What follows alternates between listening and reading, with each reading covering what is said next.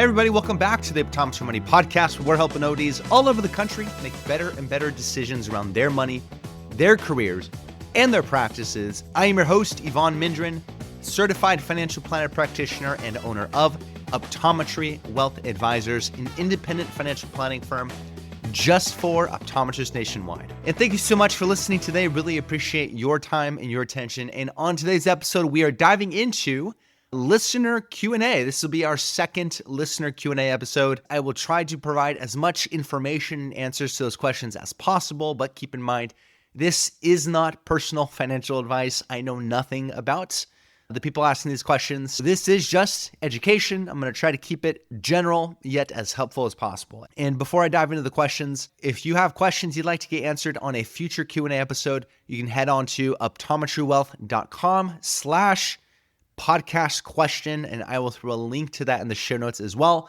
If you go there, you can submit your questions and I will get to them on our next episode. I'm going to try to do this once a month, at least, if there's enough questions coming in. If not, we'll do it a little less often. With that said, let's dive into the questions here. So question number one, my CPA says I need to pay myself a higher salary, though I've heard that I can save taxes with a lower salary. I've heard you talk about this on other episodes. How much do I really need to be paying myself? Okay, so I'm assuming through this question, this is a practice owner or someone that's an independent contractor and their entities, their businesses are taxed as an S corporation. That's my assumption here. So based on that assumption here, I would start by saying you should lean on the guidance of your tax professional here and your own advisors here. What your CPA is probably talking about is that if you are an S corporation, if your business is taxed as an S corporation, then you have a requirement to pay yourself a quote unquote reasonable wage. And the reason for that is because if you think about the benefits of being taxed as S corporations is that, well, your wages are subject to the normal Social Security and Medicare taxes. Social Security up into a point. There's a point where you're no longer subject to those, but generally speaking, your wages are subject to those FICA taxes, but your profit and distributions are not. Whereas before, if you're just taxed as a sole proprietorship or just as a partnership, all of that net income from self-employment is subject to self-employment taxes. So you save roughly 15.3%, generally speaking, on the profit of the business when you're choosing to be taxed as an S corporation. And of course, the temptation then is to pay yourself little to no wages so that you save money on employment taxes. The IRS says not so fast. You have a requirement to pay yourself a reasonable wage. They want to make sure that that wage is happening. And how do you know what is a quote unquote reasonable wage? Number one, lean on your tax professional. They should be able to give you clear guidance on that. Another thing you can look at is the IRS website. So I will throw a link into the show notes on the IRS page for S corporation compensation. And when they talk about reasonable compensation, they talk about, hey, your practice has three sources of revenue. There's three things that contribute to generating the gross collected revenue in your practice. Number one, it's your services to the practice. So your work as the owner in seeing patients and doing employee type work. And number two, it's services of all of the other employees that don't own the practice. And number three, it's capital and equipment. And so the more your practice relies on you and your services in the business to generate that revenue, the heavier that required compensation is going to be. On the other hand, I work with families, practice owners that see patients one patient day or less. While they do own the practice, they are not the primary drivers of revenue in the practice. And so that can justify potentially a lower required wage. So those are three important things to look at. And then they provide some factors there. So training and experience, duties and responsibilities, time and effort devoted to the business, distribution history of the practice, payments to other employees, what comparable businesses pay for similar services, and so on and so forth. And so when you boil all these down, it really comes down to what would you pay someone else with similar experience to do the same work that you are doing in the practice as an employee. And there's no absolute defined hard number. It's really a range, and you should rely on your tax professional to give you that. But this is a requirement. Before you start to distribute dollars as distributions to yourself, you need to make sure you're covering that reasonable wage. And another thing I'll link to in the show notes is an episode I did on how to think about how much to pay yourself.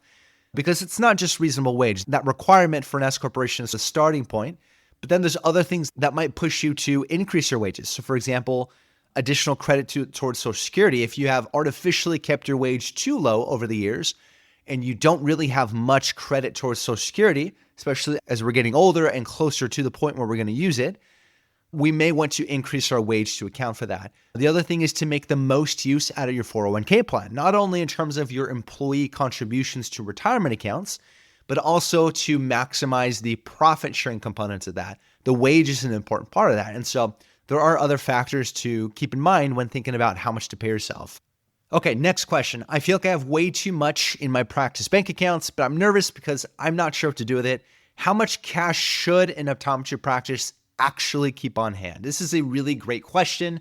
This is something we talk about a lot with clients. And I think every bookkeeper, consultant, accountant is going to have their own spin on how much a practice owner should keep in the practice as a reasonable cash buffer. I think your intuition is right. We want to have a healthy amount of cash in the practice as well as a healthy amount of cash in the household. But there is a point where we have too much cash in the business. We have too much cash that's unproductive. We have too much cash that is still subject to the liability of the business. And there just becomes no reason to keep that much cash in there unless we are building up towards something specific, a practice investment, a commercial property, a down payment for the commercial property, for example. But there is a point where we're starting to say, okay, this is way too much cash. It's simply unproductive. We don't need to keep it under the liability of the business anymore. Let's put it towards use. So where is that point? I have adopted IDOC's methodology on calculating this. I have no connection to IDOC, but I like the way they reason through it. I think the formulas make sense, and there's really no need to reinvent the wheel here. They have historically had two methods of determining this. One is a leaner method, which is going to lead to a lower amount of cash. One is a higher. So the leaner method is looking at 1 month's average expenses minus owner's compensation. So look at the last 6 months. What were the average expenses? Subtract out your own owner's compensation. And that's the starting point for determining what should the cash buffer in the practice be. The second method is going to be a little bit heavier. And so that's 2 months average expenses minus cost of goods sold. And I think if you ask around, 2 months of expenses tends to be where things land. So I like those methods. I think either of them can work. A lot of times practice owners tend to be a little more comfortable being a little heavier on the cash. And so method number 2 tends to be where we're landing a lot of the time. I think that's fine. It makes sense. It's supported by a formula we can defend. And then that becomes our benchmark to say, hey, are we once a quarter, for example, are we above or below our cash buffer amount? If we are above it, okay, we have additional dollars to distribute or put to use in some way. And then we can go through our framework. What do we use that cash for? Okay, do we have enough set aside for taxes each quarter? If we do, great. We can go down our checklist to say, what should we do next with that cash? But that cash buffer amount then becomes our threshold. And IDOC has, if I can find it, I'm going to put it in the show notes. IDOC has a really good white paper that talks through, even in the worst case scenario, the amount of cash we have in the practice can actually go further than we expect. Or another way to say that is we actually need less of a cash buffer in the practice than we need to. And you think about the logic behind that is that a business is not like your household. If something goes wrong, you lose income, your household still needs to cover all of its expenses. You still need to have a place to live. You still need to cover food and clothing and utilities and all these basic necessities. Life doesn't stop when things are happening around you. So you need to have a pretty healthy emergency fund or cash buffer in the household. But a business, you think about what can happen in your practice. Let's say the worst case scenario, which in our recent memory was COVID, something like that happens, your revenue's declining. What can you do? In that scenario, your cost of goods is likely to go down as well. Maybe you're selling some things online, but if patients stop coming in, you're not going to be selling inventory, which means you're not going to be spending money to buy inventory. So that cost dwindles down. You can, if you absolutely needed to, furlough employees. So you can work around staffing costs. You can start to strip away some of the non-fixed, non-necessary expenses and strip the practice down to the bone to at least keep it alive.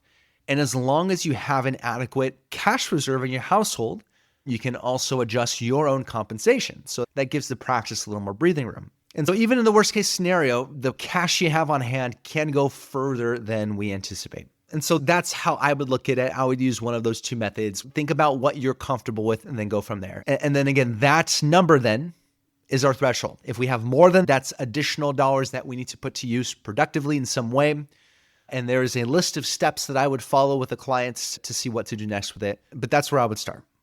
Okay, next question. I just got an email from the Department of Ed that my student loans are eligible for discharge. Is this real? What do I need to do? Okay, I don't know what email you got, so I'm only guessing here, but there was a round of student loan cancellations that happened recently over the last couple of weeks. And so it very well may be legitimate. And so if that's the case, you probably hit 25 years, I'm assuming, on IBR. And if that's the case, congratulations. What should you do next? First thing you'd want to look at is when did you actually hit that last payment to qualify for discharge, for qualify for loan forgiveness? If it was in 2025, you may be eligible for tax-free loan forgiveness. If it's in 2026, unfortunately, starting 2026 and beyond, that cancellation, that forgiveness is taxable income again. And so you want to know specifically when you qualified for that. And then you want to game plan from there, right? If you need to think about taxes, you'd want to run tax projections with your professionals. Are you going to need to enter into a payment plan, things like that? But assuming this is legitimate, which it very well may be because there was a recent round of discharges, congratulations, you did the work, now you're there. Next question. The owner of the building my practice is in is planning to sell it soon. I'm debating whether to offer to buy it. Is owning real estate really that much better, or will it just be another headache? So this is a great question. It's highly dependent on the situation, but here are some things to think about as you go through that. And preferably talk through it with your own advisors, your own professionals. And so when you think about leasing versus owning, in either case, your practice is going to be paying money for its location. In either case, there's going to be an occupancy cost. When you pay the lease, obviously the dollars are simply exiting your practice and you're not going to see them again.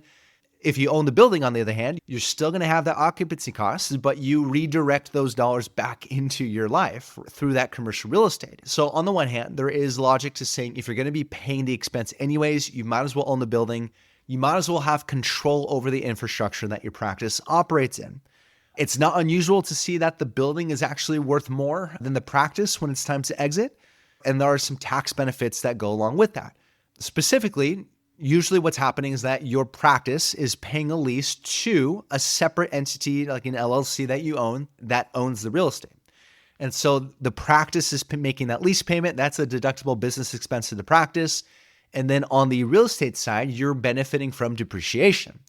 And it's possible, talk to your tax professional about this, it may be possible to group your commercial property together with your business for tax purposes, which may allow you to use that depreciation to offset your other active income, like business profit and the wage you're paying yourself. Whereas by default, real estate losses tend to be passive, meaning by default, you can't use those losses to offset all of your other income unless there's certain caveats, there's certain doorways that are open.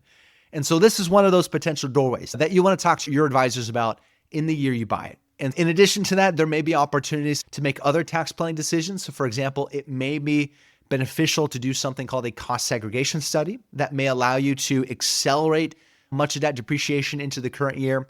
So there are certainly benefits to owning the practice real estate. And if you want to, in retirement, this is another asset that you can own and continue to rent and continue to lease out, continue to earn an income.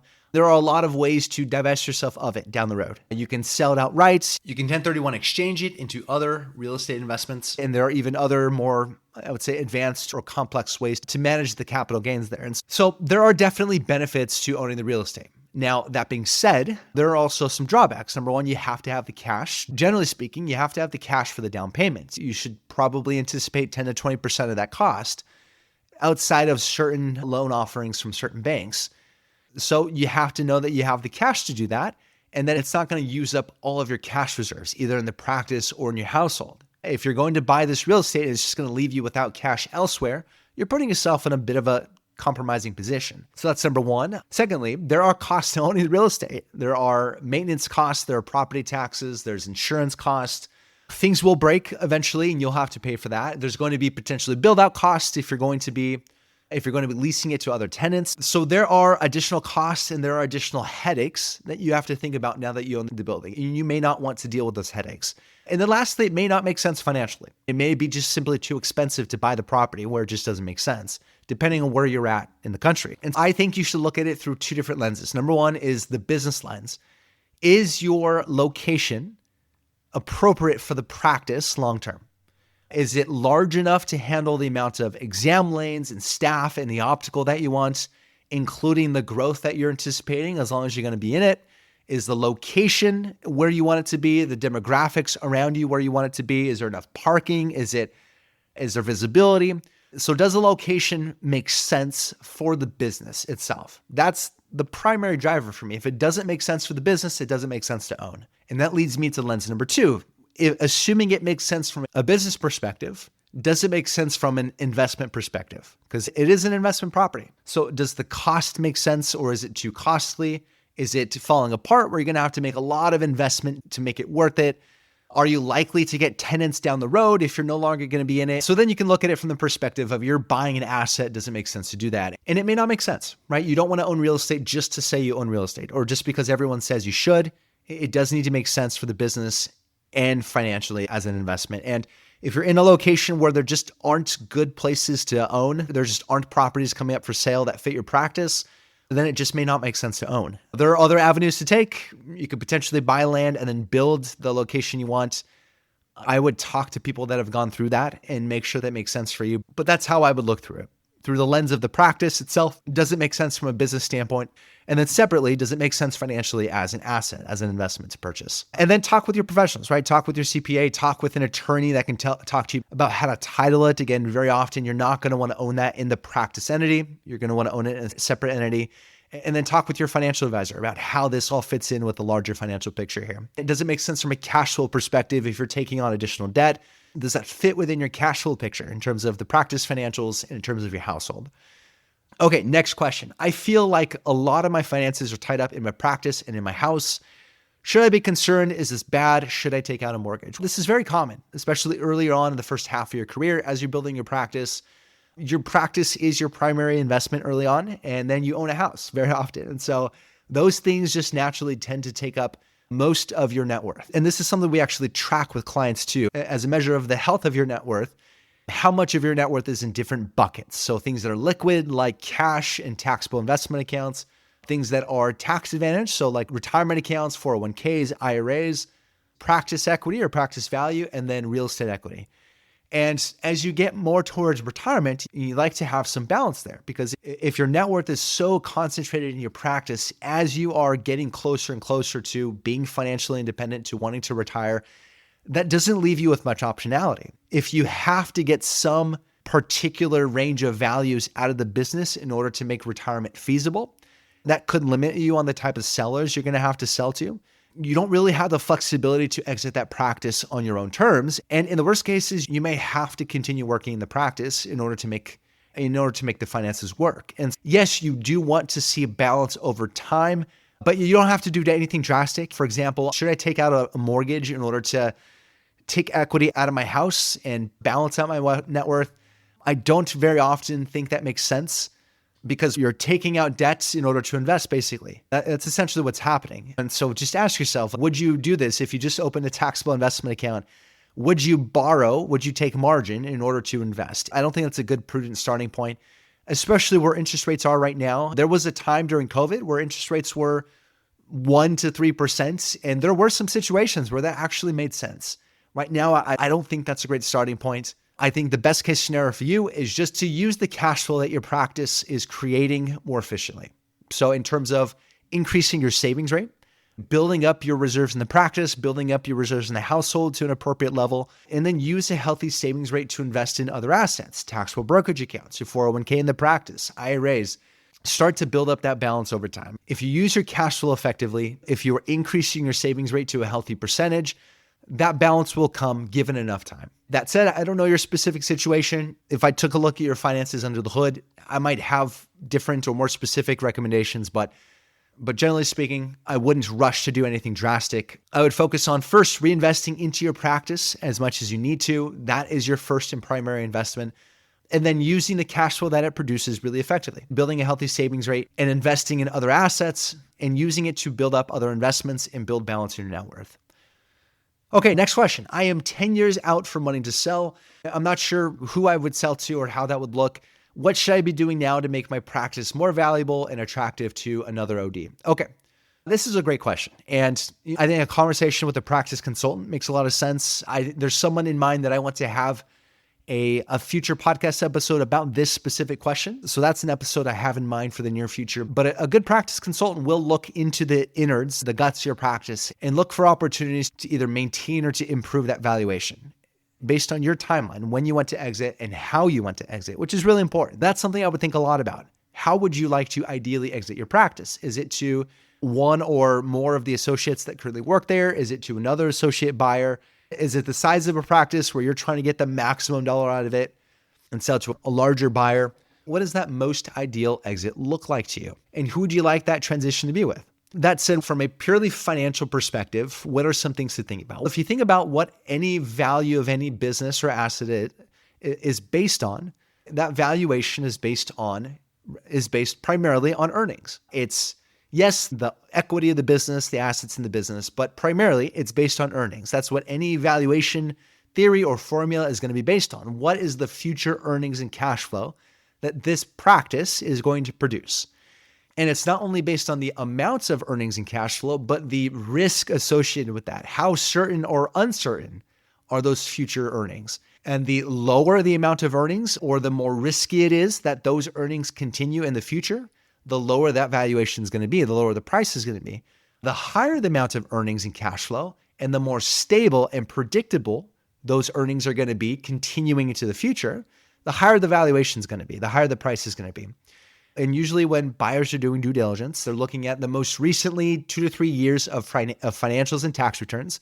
So they're basing the future predictability of earnings based on the most recent history. But those are the things you're thinking about. What are the future earnings and cash flow going to be? And that's going to justify the price. And so think about in your practice, what can you do to impact positively those earnings? It's going to be collecting and increasing your gross revenue and managing accounts receivables. And then it's going to be managing expenses. And so look at your own practice and say, what can we do in my own business to either increase revenue and collections or to better manage expenses or increase earnings? And part of that could be branding. Continue to maintain the reputation and the brand of the practice in your local community that you're going to be serving.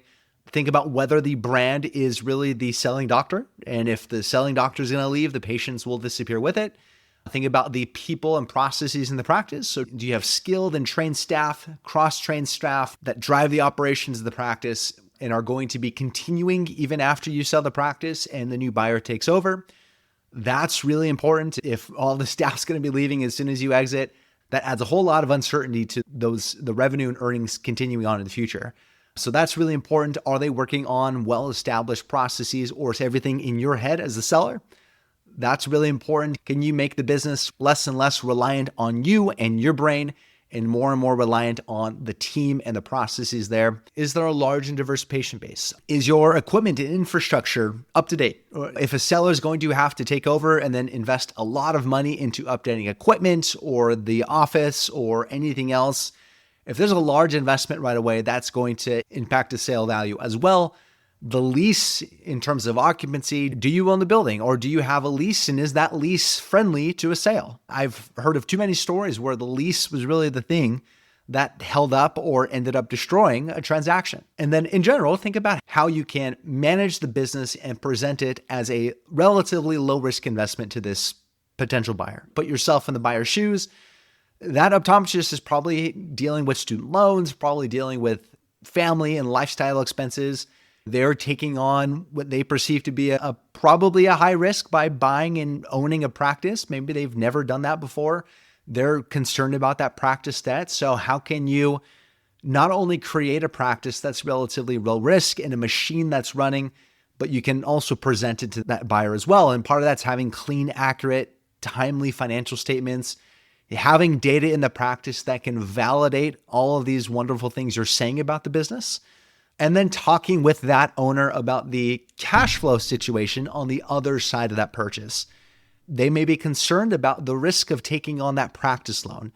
Okay, then show them what I would do as an advisor if I were talking with an owner, with a potential buyer about this, is show them the other side of that transaction. What does their cash flow and income look like once they're an owner? And very often, hopefully, we're looking at a raise, right? We're looking at improved cash flow from actually owning the practice. It comes with all the headaches. It does come with all the responsibilities of owning the business, but we should see cash flow improve on the other side of that. And so generally speaking, those are some things you're going to want to think about.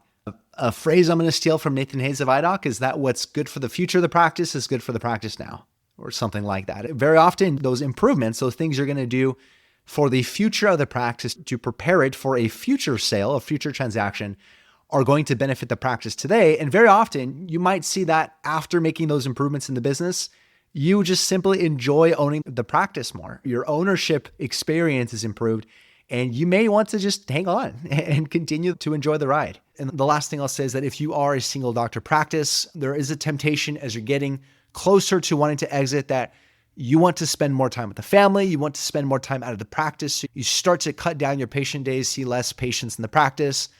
Just keep in mind that the value of your business is tied to earnings. So if you are lowering the collected revenue and thus the earnings of that business in the years leading up to wanting to sell, you are likely lowering the value of that business as well. A buyer is not going to buy on opportunity. Yes, that buyer may have the opportunity to increase patient days and increase collected revenue, but you're not showing them a practice that's currently doing that. So if you want to spend less days in your practice and your primary goal is to maintain the valuation of that practice, you may want to think about bringing in associate doctors so that there's still a full-time schedule and regular revenue coming in. Now, hiring an associate brings with it its own sets of risks and responsibilities, but do keep that in mind. Now, on the other hand, if you've already done a really good job building up other assets out of the practice and you're not fully reliant on that practice in order to be financially independent, and in light of that, you still want to bring down your schedule and you're okay with the impact of that on your valuation, then that's perfectly fine. That's a decision that you've earned the right to make by making really good financial decisions along the way. And that's where personal financial planning and retirement planning, the work that I do with optometrists, cannot be separated from business planning. They are joined together. And if you are doing really good financial and retirement planning, in addition to your business planning, it gives you a whole lot more flexibility when it comes time to exit on your terms and to build that ownership lifestyle that you want. So hopefully that was helpful. I know a lot of those thoughts were general. Ultimately, I would suggest talking with a consultant and leaning on your own advisors to dig into the financials with you and to go through your own retirement and financial planning with you to see what's actually necessary and then what you can do to improve that in the business. Okay, one last question here. We have 529 plans for our kids, but I'm worried about overfunding them. I don't want to put too much into them and be stuck with it. What happens if they don't use all the money for school? Now, this is a great question. One thing I will say is that I have truly never seen a really actually overfunded 529 plan. I just haven't. I know we're concerned about that. I know there's limitations and restrictions on what you can do with 529 plans. I just have not seen a situation where the 529 plan is so far overfunded that the funds are just wasted and never used. That being said, this is a good question to think through because there are several ways to save for kids. You can go into a 529 plan to save specifically for higher education. You can use a taxable investment accounts with full flexibility. Like there's other ways to invest too. But specifically for 529 plans, what I'll say is that firstly, there's more flexibility than is often believed. First of all, there's flexibility of who can be the beneficiary of the 529 plan. Because even if one of your children has gone to school and they've paid for all the expenses and you still have 529 plan dollars left over, well, you can change the beneficiary to either another one of your children or another immediate family member, grandchildren, sisters, brothers. There's a circle around you of family that you can change that beneficiary to. And you can even make it into sort of this legacy 529 plan that goes from your children and then their grandchildren and so on and so forth. And so there's flexibility of who can actually use the funds. And then there's flexibility of what the funds can be used for. So in terms of higher education, it can be used for tuition fees. It can be used for room and board. If they're living off campus, it's up to a certain level, but it can be used for room and board, books and supplies, computers, even potentially internet. It can also be used for K through 12 tuition and expenses. And $10,000, the recent One Big Beautiful Bill Act extended that, increased that amount from 2026 and beyond. So it can be used up to a certain amount per year for K through 12 tuition and expenses. And it can be tuition, it can be books, curriculum, potentially tutoring, potentially fees for testing. So even before college, it can be used. Now, a couple caveats there. Number one, you get the most out of these really tax-advantaged accounts when you allow them to be invested for a longer period of time. You just get the biggest bang out of your buck for them when you're investing in them towards college. The second thing is that even if you can use the funds for K through 12 from a federal tax standpoint without tax or penalty, your state may see it differently. So check with your tax professional on how your state would handle those distributions. Some other things that can be used for is that as of last year's One Big Beautiful Bill Act, credentialing expenses are now eligible expenses for 529 plans. And there's also certain trade and apprenticeship expenses as well. So there's quite a bit of flexibility of what it can be used for. Even student loans. Student loans are another example. You can use it to repay up to $10,000 of student loan principal amount per borrower. And then lastly, there are opportunities for Roth IRA rollovers. If the account has been open for at least 15 years and the funds have been in the account for at least 5 years, you can roll over portions of that 529 plan into a Roth IRA in the name of the beneficiary. Now, there are some limits to it. You can only do it up to the IRA contribution maximum in those years each year. And there's a $35,000 lifetime amount per beneficiary. But that's an additional escape hatch that you can use if you find yourself with extra dollars in the 529 plan. And if you exhaust that, like if you have exhausted all educational opportunities, if you've exhausted your Roth IRA rollover opportunities, you can simply withdraw the funds and just take it yourself. Yes, there are taxes on growth and penalty on the growth, but in the worst case scenario, you have all of these years of tax deferred growth.